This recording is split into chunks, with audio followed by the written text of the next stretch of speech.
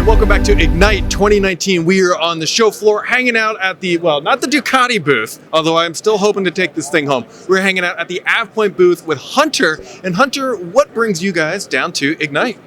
Hey, well, Ignite is an amazing event. It's really the largest Microsoft event in North America that happens every year, and we just love it down here. It's a great way to meet a lot of our existing customers and also new potential customers, but biggest thing is that there's a lot of people using Microsoft products that have a lot of questions, and they're just kind of trying to figure things out. So we love when people come by the booth, ask questions, having a lot of great conversations and things like that. And also with the Ducati here, it's a great way to get information from people and just kind of fill out what their needs are and what's going on in the industry as well. It's a big attention getter, and it's really pretty too.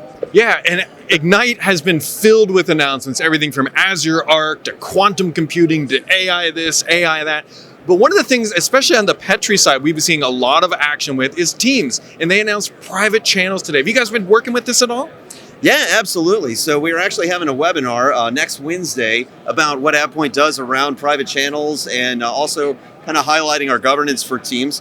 But Teams, great application. Everybody, almost every single person that we talk to highlights how great it is for like chatting, communication. We use it internally for almost all of our workloads. And a great example for us, we're actually using Teams to coordinate everything that we're doing here at Ignite back and forth. And we have a Power App that kind of took a list from the team to build out the information as a resource for everybody here. So it's been a great application to use. And private channels is going to bring this other layer of kind of a delegated security within Teams so that people can keep their information private even when there's like large teams in the Office 365 environment. But we're really excited to see this release and the information around it. And yeah, we definitely look forward to talking more about what AvePoint can do with that next Wednesday. Yeah, AvePoint obviously does a lot. Everybody in here probably knows Dux. Dux is a big advocate of Teams. But what about AvePoint itself? How do you guys work with other companies? What's going on in the AvePoint world?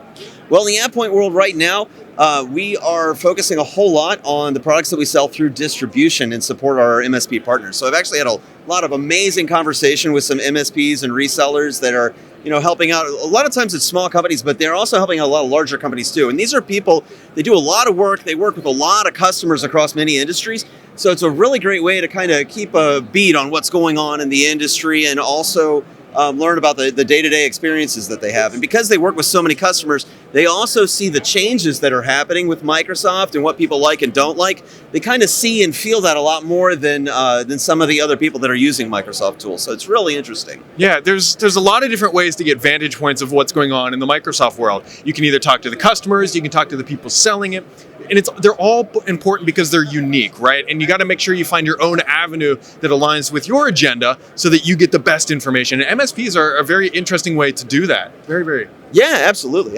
But for the people that are actually in the industry doing this work, resources like Petri as well as things like the Office 365 roadmap help people keep on top of things. But in this world, Exchange migration is it's a really big thing. They're still seeing a lot of information on file servers, but as time goes on, you're also seeing a whole lot more cloud-to-cloud migrations and things like, we do have this ability to migrate Exchange, but moving Slack into Teams and Office 365 is also something that we do, and we're seeing a whole lot of that from the MSP area as well. Interesting. So I want to delve on that real quick. So you guys can do Slack to Teams migrations?